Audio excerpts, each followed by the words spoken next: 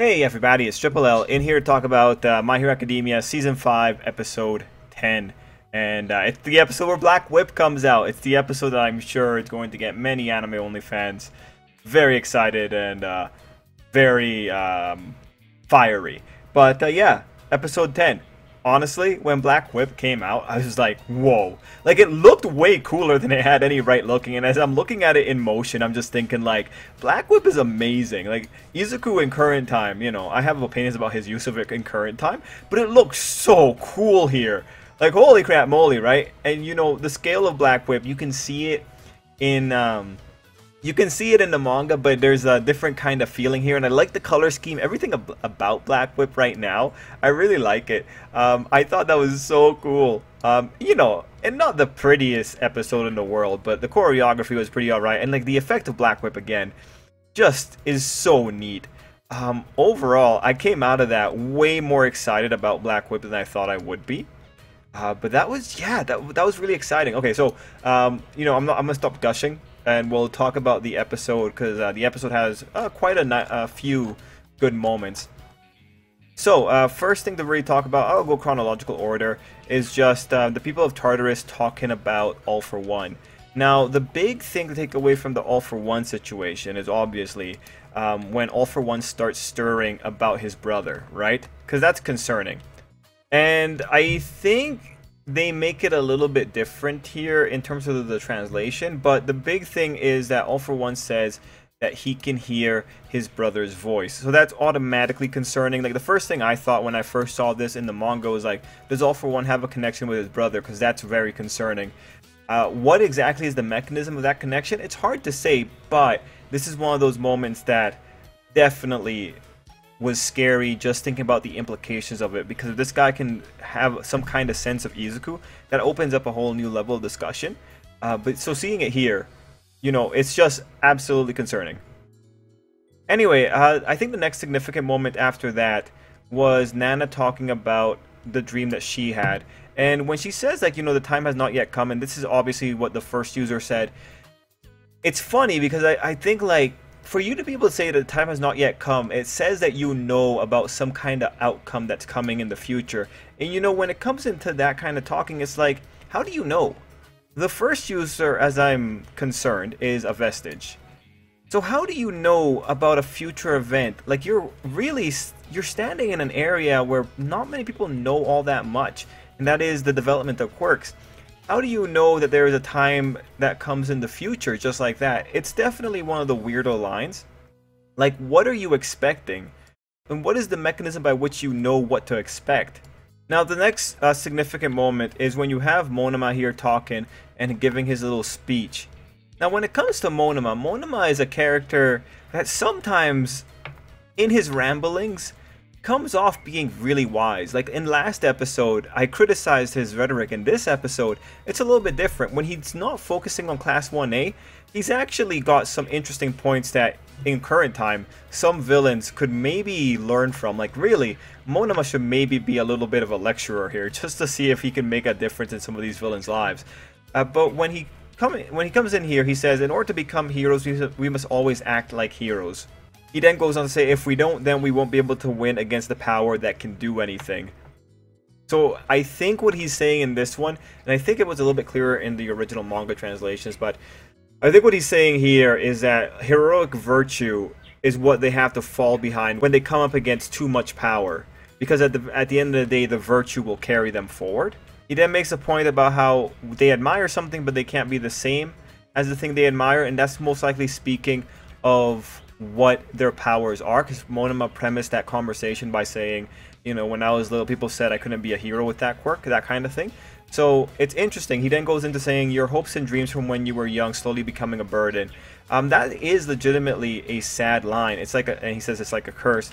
And I think in this one, what he's saying is, you know, he knows what the heroic ideal is. He wants to live up to the heroic ideal, but the reality of his quirk makes it very difficult to actually reach the heroic ideal. So he has to compromise, and that compromise in of itself, when it clashes with the ideal dreams, that's where you have the problem. So it is a really sophisticated thing. What Monoma is ultimately talking about here is just they have to be prepared to do unheroic things in order to be able to live up to their fullest potential. And he's also acknowledging that, you know, the heroic ideal is a thing that he wishes he could catch up to, but being unable to catch to it in of itself is becoming a conflict. Next portion, it was interesting. Monoma, his vindictive nature is really worthwhile when he's doing psychological warfare against Izuku. It sounded really good, and his way of provoking Izuku was appreciated. Now, after that, we have the Class 1B quirk reveal segment. Now, seeing the 3 characters all team up and use their quirk in quick succession, it was pretty cool. Like, that's 100% cool. I will say something. This guy with this arm device, this is practically a quirk. Knowing these objects, and everyone should probably have some kind of gadget like this. I don't know, like, maybe tune it to other things, but it's like, if you have a gadget like this is amazing. Kaminari should get a gadget like this. Just like if anyone walks by his stuff, just sensors. It's practically a quirk in of itself. Anyway, you have Emily, who is legitimately one of my favorite of the Class 1B characters. I don't know why she's my favorite, but I really appreciate her. She's got poltergeist, and she can move things that are around the average weight of a person. So I would assume 130 pounds. And then you have size. Overall, Twin Impact, Size, and Emily's poltergeist, they work really well together. Anyway, after that, we have Monoma's provoking of Izuku, and then we go fully into Izuku having the worst day of his life when the power goes out. Now, when it comes to Black Whip going crazy, I think what's really worthwhile in this segment is Izuku's feeling of futility when he's crying over the fact that he can't control his power, he doesn't want to worry people. I think this was really good, right? Especially coming off of the fact that Izuku had the gentle fight. Izuku was at a point where he was really working really well with his quirk. So this was, you know, it's a shock to the system, and I can really appreciate that. I think it looked really good here too. Just the amount of anguish that they were able to draw into his face was really worthwhile. After that, we have the lovely Ochaco jumps in moment to try and save Izuku. Now this is one of the moments that I talked about a lot during one of my manga arc reviews. Just because this rhetoric that we find out from Ochaco here, you know, we find out, you know, why she kind of wanted to be a hero. She saw how happy people were. She wanted to make people happy. Then she goes into the rhetoric about who saves heroes when they're hurting. And obviously, when you look at the premising, right, the rhetoric is relevant because right now Izuku is in suffering, and so that's why the rhetoric makes sense. The way this worked in the manga was that Ochaco jumped in to grab Izuku, and then the next chapter started with Ochaco giving a quick rationale, as if the author had to justify why she would jump in to save Izuku. Now, the thing here with Ochaco, and this is a critical thing, is the rhetoric that the author had chosen on her, or had chosen to have her center her character around. This has always been a topic for me to talk about on the manga reviews, because what Ochaco has here has a lot of layers of nuance, and there are some other unfortunate layers that are true to the character, but they're not necessarily the best thing to have for her. Now, here I'm going to regurgitate my opinions for the anime-only viewers. What you have to understand about Ochaco is that Ochaco is very slow. I legitimately mean that. In terms of heroic development, Ochaco is very slow. Is that bad? And this is where the nuances start. No, because this is what Ochaco's character arc is. What you have here is the author filling in more gaps and fleshing out Ochaco's more heroic ideal. The heroic ideal here is that she wants to help people because she values people being happy, right? So that's the first thing to note there. Really, comparing it to her first reason for being a hero and looking at this now, you know, this is a very admirable reason to be a hero, and ultimately, it's a very normal reason to be a hero. It's like this, and she kind of talks about like how this is so normal, so don't hurt me for saying that it's a normal reason to be a hero. But all of this said and done, what this is ultimately supposed to say is that Ochaco really does come into the game with a very ordinary set of us starting. Ochaco comes into the game with a very ordinary position. And in this sense, Ochaco isn't extraordinary like every other character that gets main billing. And when I say that, I mean people like Shoto, Bakugo, and Ida. And this all comes back to the main question right here. Who protects the heroes when they're hurting? Ochaco having to question this, and the author making this such a big thing for Ochaco, is really dangerous because this question is answered in almost every single arc of Hero Academia. Because this question will always be answered in every single arc of Hero Academia. The answer to who protects the heroes when they are hurting, it has repeatedly been shown to be other heroes. When All Might was hurting after being attacked by the Nomu, it was other heroes who tried to protect him. And in this case, it was Bakugo, Kirishima, and Todoroki. When All Might was hurting from serious issues having to do with All For One, Night Eye tried to do his best to help All Might, although All Might was being stubborn. And I know that when you look at this, there is also the emotional aspect of who protects the heroes when they're grieving or something like that. The answer has been this has already been answered by the Pussycats. When Ragdoll had her quirk stolen, you get to see a shot of the Pussycats all coming together to hug and console her. Again, in emotional situations, it's heroes that help heroes. And even in the most recent chapters of the Hero Academia manga, when you're dealing with severe problems that are really bringing a hero down, not only is it heroes who are coming in to help the hero who is down, it is also the family of the hero. So this is the issue with this particular question. It is here to premise why Ochaco thought that she had to go in to save Izuku and to justify why she thought to help Izuku, but the problem is that she had to have that thought to help Izuku. Bakugo doesn't have the thought when he jumps in to help one of his teachers. Bakugo doesn't have to give a giant reason about his flashback why he jumps in to help his teacher when they're in trouble. He just does it. Izuku doesn't need a big reason to jump in and help a hero when he sees a hero in trouble. This is, and I'm not sure if you're picking up what I'm saying here. This is, I've held my opinion from the time that the manga came, and every moment after this moment only validated my opinion further.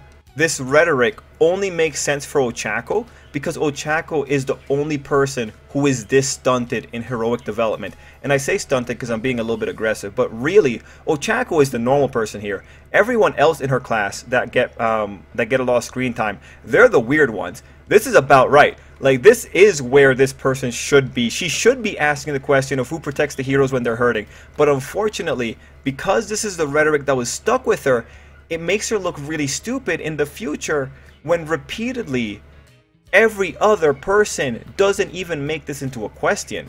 So this is a really big moment for Ochaco. It was so big that the author had to think that he had to justify why Ochaco went in there to save Izuku. Anyone else, Bakugo will not have this line of thought when he jumps in to save someone. Todoroki will not have this line of thought when he jumps in. He will not even question this. Like, they probably all know. Like, if again, they have shown, again, those characters have shown it repeatedly. They won't even question, oh, who's going to help All Might if he's in trouble? No, it's going to be other heroes. And when we come into the actual adults of the series, you'll see this question not even being bothered to be asked. It's just going to be a natural response. If a pro hero sees another pro hero in trouble, they're just flat out going to say, I'm helping you. So again, that is where the nuance is. Ochaco is completely justified internally to have this question. But in terms of the narrative, this question and this rhetoric that the author centered her on is doing, in my opinion, it's limiting her slightly.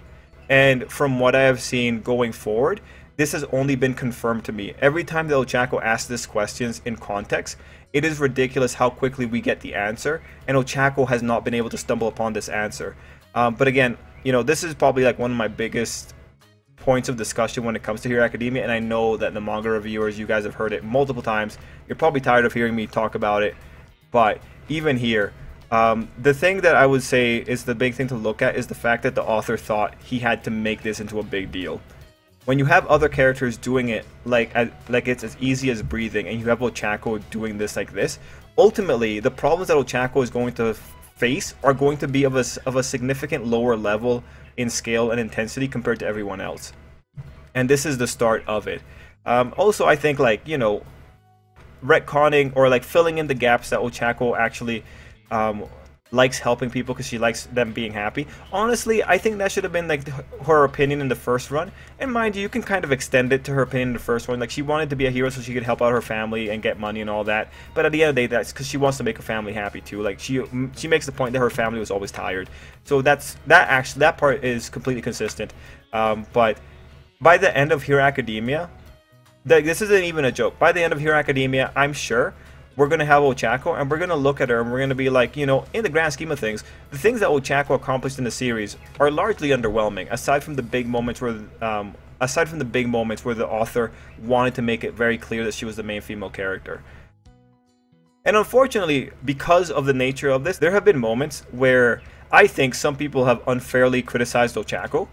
Because again, the thing here is Ochaco is the most normal person of them all. It's just, unfortunately, she's stuck in a series with extraordinary people. And that just, I think, as I've seen other reviewers go about it, I think they've had very unfair opinions about Ochaco at some points. Like, heck, there was one time I remember someone blaming Ochaco for being a child. For not knowing how to handle a really complex situation. And it's like, I don't know what to tell you. She's a child. Like, this is what happens though when you have a world of extraordinary people and you shove someone as normal and ordinary as Ochaco in here, who's actually having a regular development arc. It's unfortunate. And it puts me in a bad position because I love ragging on this one aspect of Ochaco and the author's mishandling of her. But then when people go out and criticize the side effects from having this be the point of the character, it's unfair. It's very unfair. You have to recognize that, again, she is the most. This is what everyone else should be at. You all can't be extraordinary like Izuku, Bakugo, and Shoto, and also Ida. Anyway, that's my big point here. There's just so much. There's just so much going into it. Also, this Izuku phase is very funny. After that, we go into Izuku's inside segment. Now, this is amazing. You have 6 more quirks. You get the full confirmation that the vestiges are actual real things. Anime viewers, let me tell ya, I feel so vindicated.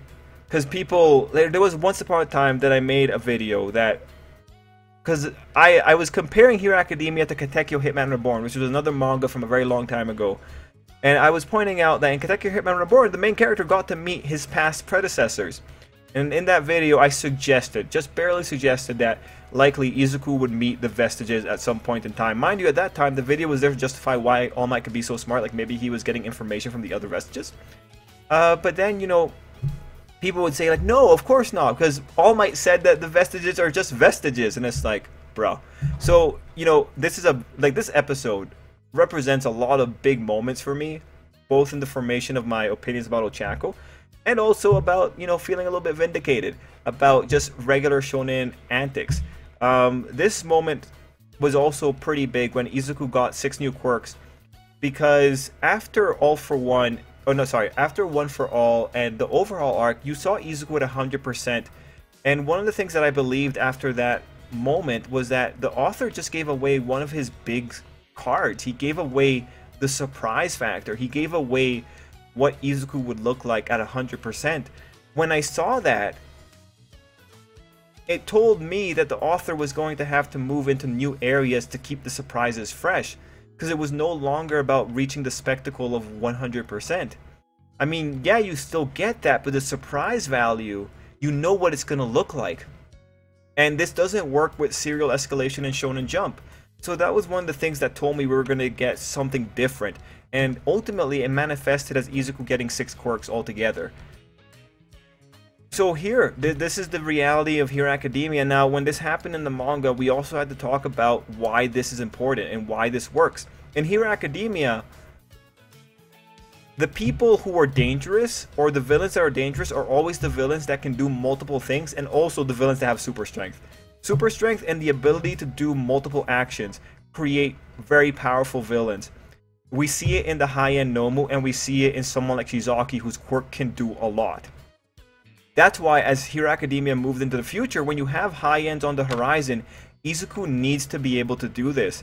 Because characters that don't have multiple quirks are in trouble. Though mind you, Izuku is stacked. If Izuku was as competent using his super strength as a certain other person was, Izuku doesn't need the 6 quirks, but Izuku's not that competent compared to that other person. So the issue here with the 6 quirks, from looking at Shonen Jump in the wide spectrum, this was always going, like, this was pretty much set to happen from the moment that Shizaki pushed Izuku to using 100% with Eddie in there. Once you lost the surprise factor, new surprises had to be on the horizon. And sure enough, the spectacle of increasing...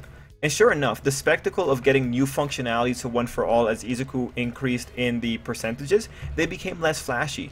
Like when Izuku got to 20%, we got to see Air Force, which he uses in this episode really nicely. But beyond that, you know, when he makes the other jumps, all that really changes are like characters, you know, making an observation about it. It doesn't look as impressive anymore, which again just goes to that whole idea about the surprise factor. Now, in this one, we find out that One For All is growing, which is of course very interesting, and we have the user also talking about how all that's left of him is his spirit and all that kind of stuff. A lot of really interesting things when it comes to the One For All world, but now you got to be really excited. We're going to be seeing some cool stuff in the future. Now, one more nuance here is that the Black Whip user comes in and talks about how anger is a source of power. Just have to be careful not to let it consume you.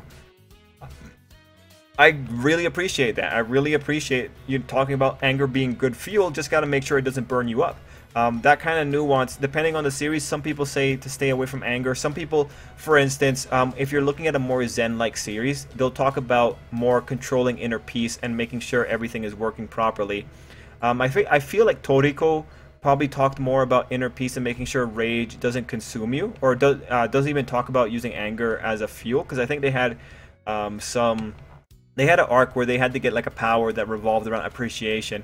Naruto also, with Sage Mode, is about controlling yourself and keeping everything consistent.